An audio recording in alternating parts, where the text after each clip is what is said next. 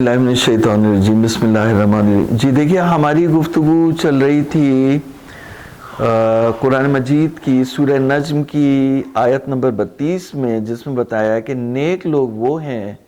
اب یہ کرائٹیریا ہے، کوئی بھی سمجھنا چاہتا ہے کہ وہ نیک ہے یا نہیں ہے، تو اس کے اندر اگر گناہان کبیرہ کا وہ ارتکاب نہیں کر رہا اور فحش گناہوں کا ارتکاب نہیں کر رہا، تو اگر چھوٹی موٹی غلطی ہو گئی ہے تو اللہ تعالیٰ معاف کر دے گا۔ تو یہاں پر کہا کہ نیک لوگ، جنتی لوگ وہ ہیں جو گناہان کبیرہ سے دوری اختیار کرتے ہیں اور فحش کاموں سے بھی دوری اختیار کرتے ہیں، سوائے چھوٹی موٹی غلطیوں کے جو اگر ان سے ہو جائیں تو اس پہ بھی وہ بار بار اس کو ریپیٹ نہیں کرتے، بلکہ اس پہ اللہ تعالیٰ سے معافی مانگ کے اس سے بھی الگ ہو جاتے ہیں۔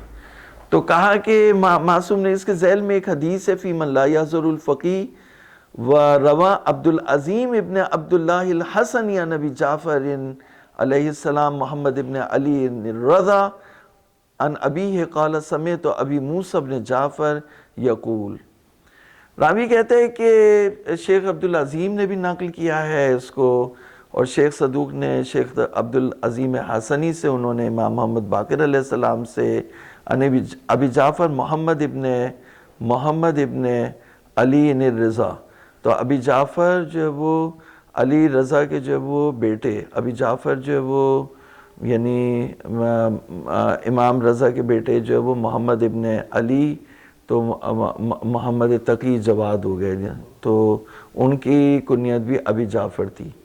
تو ابی جعفر محمد ابن علی رضا یعنی امام جواد سے حدیث ہے، وہ امام رضا سے کرتے ہیں، اور امام رضا جو ہے وہ امام موسیٰ کاظم سے کرتے ہیں۔ تو اس طرح سے یعنی 9ویں امام نے 8ویں امام سے کی، 8ویں امام نے 7ویں امام سے، یہ ہے۔ اور اس سے پہلے جو ہے وہ شاہ عبدالعظیم حسنی نے جو ہے وہ، تو یقول دخل عامر ابن عبید البصری علی ابی عبداللہ علیہ السلام فلما سلم وجلس تلا هذه الآیہ۔ تو کہہ رہے ہیں کہ عامر ابن عبید البصری وہ امام جعفر صادق علیہ السلام کے پاس آیا، اور جب وہ بیٹھا تو اس نے سلام کیا اور بیٹھا تو اس نے اس آیت کریمہ کی تلاوت کی، الذین یجتنبون کبائر الاثم والفواحش الا اللمم، لمم یعنی چھوٹی چھوٹی غلطیاں۔ تو کہا کہ ثم امسک فقال له ابو عبداللہ علیہ السلام ما امسک کا، وہ رک گیا۔ جیسے اس نے پڑھا کہ کبائر الاثم تو رک گیا، تو کہا، مولا نے پوچھا کہ رک کیوں گئے؟ تو قال احب ان اعرف الکبائر من کتاب اللہ عز وجل۔ اس نے کہا کہ میں پسند کرتا ہوں کہ جو کبائر ہیں وہ کبائر ہی پہ رک گیا۔ جیسے اس نے شروع کیا، اب دیکھیے وہ جو وحی کی سورس ہے، وہاں سے جو رسول اللہ کا نائب ہے، اس سے وہ سیکھنا چاہتے ہیں۔ یہاں پہ قرآن میں آیا کہ وہ لوگ جو کبائر اسم سے جو ہے وہ بچتے ہیں، دوری اختیار، الذین یجتنبون کبائر الاثم، تو اس سے بچتے ہیں۔ تو وہ جو ہے وہ اس نے کہا کہ میں جاننا چاہتا ہوں کہ کبائر کیا ہے، یعنی گناہان کبیرہ کیا ہے۔ تو مولا نے پھر گناہان کبیرہ کو بیان کیا، تو میں آپ کے سامنے اس کی جو ہے وہ فہرست جو ہے وہ بیان کرنا چاہتا ہوں۔ تو مولا نے فرمایا کہ احب ان اعرف الکبائر من کتاب اللہ عز وجل فقال یا امر اکبر الکبائر الشرک باللہ۔ مولا نے فرمایا کہ سب سے بڑا گناہان کبیرہ جو ہے وہ اللہ تعالیٰ کا شریک ٹھہرانا ہے۔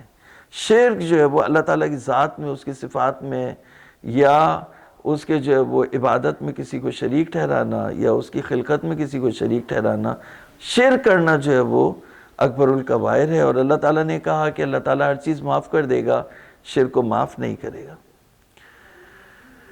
تو دوسرا گناہ کہا کہ دوسرا گناہ جو ہے وہ اللہ کی رحمت سے مایوس ہونا، الیاس من روح اللہ۔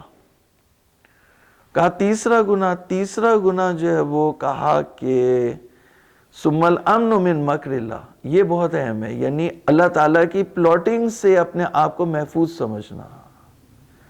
یعنی اللہ تعالیٰ جو ہے وہ کہتے ہیں آیت ہے کہ وَمَكَرُوا وَمَكَرَ اللَّهُ واللہ خیر الماکرین، انہوں نے بھی مکر کیا.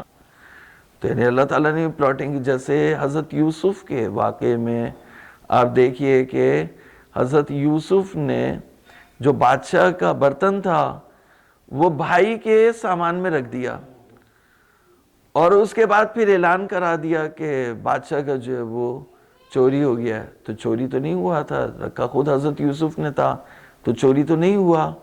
تو یہاں پہ حضرت یوسف نے مکر تو کیا. اب آپ نام اس کا کوئی بھی دے لیجئے، لیکن پلاٹنگ تو کی. اور اس پلاٹنگ کے ذریعے سے انہوں نے جو ہے وہ کہا کہ جو بھی، تو فیصلہ یہ ہوا کہ جس کے سامان میں سے نکلے گا وہ اس کو رکنا پڑے گا. تو وہ چور ہوگا اور چور کو رکنا پڑے گا حاکم کے پاس. تو وہ نکلا بنیامین کے سامان سے، تو بنیامین کو پھر رکنا پڑا چور کی حیثیت سے.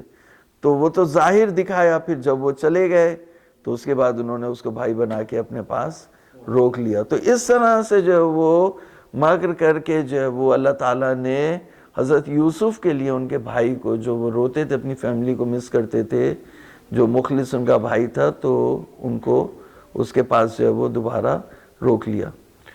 تو مکر اللہ تعالیٰ کے مکر سے، یعنی اذا لہم مکر فی آیاتنا، اللہ تعالیٰ کی آیات میں جو وہ مکر ہے.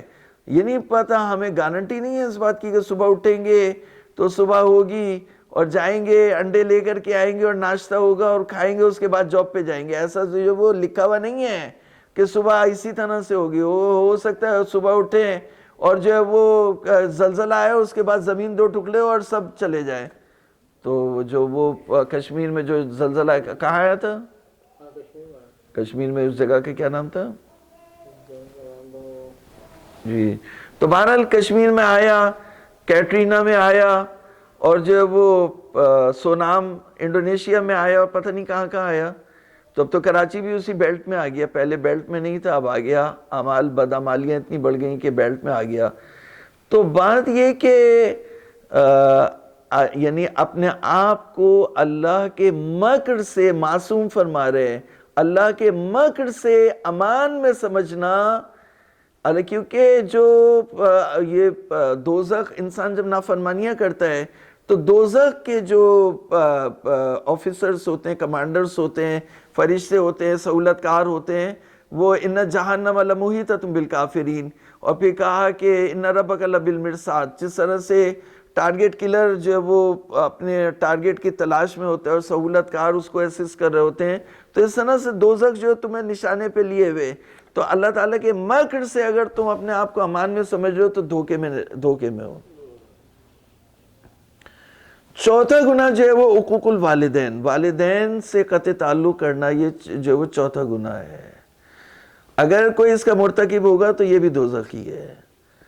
پانچواں گناہ جو ہے وہ قتل النفس ہے، نفس کو قتل کرنا، جس کو اللہ تعالیٰ نے حرام قرار دیا ہو. مثلا اگر جیسے میں نے کسی کا قتل کیا، وہ جواب میں مجھے قتل کر دے تو اس کی کتاب اجازت دیتی ہے. قانون نہیں دیتا پاکستان کا کہ قانون ہاتھ میں لے لے، لیکن کتاب اجازت دیتی ہے. نہیں، میں دوزخی نہیں ہوں، لیکن یہ کہ میں کوشش کروں کورٹ کے ذریعے سے، قانون کے ذریعے سے اس کو سزا دلواؤں اور قانون کو ہاتھ میں نہیں لوں. تو قتل النفس التی حرم اللہ الا بالحق، نفس، اس نفس کو قتل کرنا جس نے جو ہے وہ، جس کو اللہ تعالیٰ نے حرام قرار دیا ہو. یہ جو ہے وہ کون سا گناہ؟ پانچواں. چھٹا جو ہے وہ کہا کہ کسی مومنہ کے اوپر تہمت لگانا. جیسے یہ جو گینگز ہوتے ہیں وہ یہی کرتے ہیں کہ کلپس بنا لیتے ہیں، پھر ان کے اوپر تہمت لگاتے ہیں کہ یہ بدکاری کر رہی تھی. تو کسی بھی مومنہ کے اوپر تہمت لگانا کہ اس نے بدکاری کی ہے، یہ انسان کو دوزخ میں پہنچا، دوزخی بنا دیتا ہے. ساتواں یتیم کے مال کو کھانا. اچھا، اس کی روایات میں جو تطبیق کی گئی ہے کہ اگر کوئی شخص جو وہ، تو اس کے بارے میں مولا نے جو وہ آیتیں پڑھی ہر گناہ کے بعد، کہ اللہ تعالیٰ نے کہا ان الذین یاکلون اموال الیتام ظلما. اگر کوئی یتیم کا مال کھا رہا ہے ظلم سے، ایک دفعہ یتیم کی سرپرستی کر رہا ہے، اس کے لیے جو اس کو اسکول میں ایڈمیشن کرا رہا ہے، اس کے لیے کھانا لے کے آ رہا ہے، اس کو سرپرستی، اس زحمتیں کر رہا ہے، اس کے بدلے میں 2 لقمے خود بھی اپنے منہ میں ڈال رہا ہے، تو وہ ایک الگ چیز ہے کہ یا اس کا جو ہے وہ اس کی پوری سرپرستی کر رہا ہے اور اس کا حق الزحمہ لے رہا ہے، تو وہ بات الگ ہے۔ لیکن اگر ظلم سے کوئی یتیم کا مال کھا رہا ہے تو فرمایا کہ یہ جو ہے وہ اپنے پیٹ میں دوزخ کی آگ کو بھر رہا ہے۔ تو کہا کہ جس نے ہمارا خمس نہیں دیا، اپنے مال کو پاک نہیں کیا، جس نے جو اپنے واجبات کو نہیں دیا، زکوٰۃ نہیں دی، خمس نہیں دیا، حق سادات نہیں دیا، بی بی فاطمہ زہرا کا حق نہیں دیا، وہ جو ہے وہ اور ظلم سے اس کو دبا لیا، تو وہ جو ہے وہ دوزخ کی آگ میں جائے گا۔ 7واں جو ہے الفرار من الضعف، اگر کوئی جنگ سے بھاگے گا تو وہ بھی دوزخی ہے۔ اگر کوئی جنگ سے بھاگے تو وہ بھی جو ہے وہ کیا ہے، فرمایا کہ یعنی تو یہاں پر یہ آیت کریمہ اس کو شامل نہیں ہوگا۔ اگر اس نے توبہ بھی کر لی ہو تو یہ آیت کریمہ کہ اللہ تعالیٰ معاف کرنے والا بے شک ہے، لیکن اس آیت کریمہ میں جو جنتی لوگوں کو یعنی انٹروڈیوس کیا گیا ہے، ان میں اس کا شمار نہیں ہوتا، ان میں شمار ہوتا ہے صرف لمم اگر کوئی انجام دیتا ہے اور اس میں پھر وہ اللہ تعالیٰ سے معافی مانگتا ہے تو وہ نیک شخص ہے۔ اب اگر یہ شخص جو ہے وہ مثال کے طور پر جنگ سے اس نے فرار کیا ہے اور یہ بعد میں توبہ کر لیتا ہے تو اس کا کیا اسٹیٹس بنے گا، اس کے بارے میں کہیں اور بات کرنی پڑے گی۔ جی کتنے ہو گئے؟ 8 ہو گئے۔ 9واں جو ہے وہ کہا کہ سود کھائے، سود خور، جیسا ہمارے معاشرے میں ہم سود کھا رہے ہیں تو آئی ایم ایف سے سود لے کے کھا رہے ہیں، تو آئی ایم ایف کے جو ہے وہ مقروض بنے ہوئے، آئی ایم ایف کے غلام بنتے جا رہے ہیں۔ تو اللہ رسول نے منع کیا تھا کہ ان سے سود مت لو، ان سے قرضے مت لو، تو ہم نے اللہ رسول کی نہیں سنی، تو جو سود کھانے والے ہیں یا جو اسلامک بینکنگ کے نام پر جو ہے وہ میزان bank, Islamic bank, Taqi Usmani صاحب، جتنی یہ اسلامک بینکنگ یہ سب سود خوری کا نظام ہے، تو اس میں جو ہے وہ زبردستی لوگوں کے مال سے جو ہے وہ صدقے نکلوا رہے ہیں، پینلٹی کے نام پر جو ہے وہ صدقے کے نام پر پینلٹی اور پینلٹی کے نام پہ صدقے، تو یہ جو ہے وہ سود کھانے کی جو مشینیں ہیں۔ تو کہا کہ جہاں پہ سود نہیں کھا رہے وہاں پہ سود نہیں ہے، لیکن جہاں پہ سود کھا رہے قرض کے اوپر، قرض اگر کسی نے لیا، بینک نے قرض لیا ہے، اس کے اوپر جو وہ اٹھائے تو وہ سود ہے۔ تو سود اگر کوئی کھا رہا ہے تو وہ جو ہے وہ کہا کہ یہ الذین یاکلون الربا، یہ جو سود کھا رہے ہیں یہ ایسے ہی ہے جیسے شیطان نے ان کو چھوا ہوا ہو، یعنی یہ جو ہے وہ شیطان نے جسے بدمست کر دیا ہو اور وہ اپنے ہوش و حواس میں نہیں ہو۔ کیسا ہوتا ہے انسان جو ہے وہ جو اپنے ہوش و حواس میں نہ ہو، مست ہو، تو کہا کہ یہ اسی طرح کے ہیں۔ 10واں جو ہے وہ کہا کہ جادو، اگر کوئی جادو کر رہا ہے تو جادوگر کو جو ہے وہ اسلام میں اس کی سزا قتل ہے، تو جادوگر کے پاس جانا بھی حرام ہے، فال نکلوانے والوں کے پاس، قسمت کا حال بتانے والوں کے پاس، بندش کرنے والوں کے پاس، بندش کو کھولنے والوں، اگر کسی کو بندش ہو گئی ہے، ورنہ یہ تو پوچھنے کے لیے جاتے ہو کہتے ہیں بندش ہے، تو وہی کہہ رہے ہیں نا بندش ہے، بندش تو نہیں ہوئی آپ کے، تو جادوگر کے پاس جانا، ان کے پاس جانا حرام ہے۔ 11واں کہا کہ زنا جو ہے وہ بھی حرام ہے۔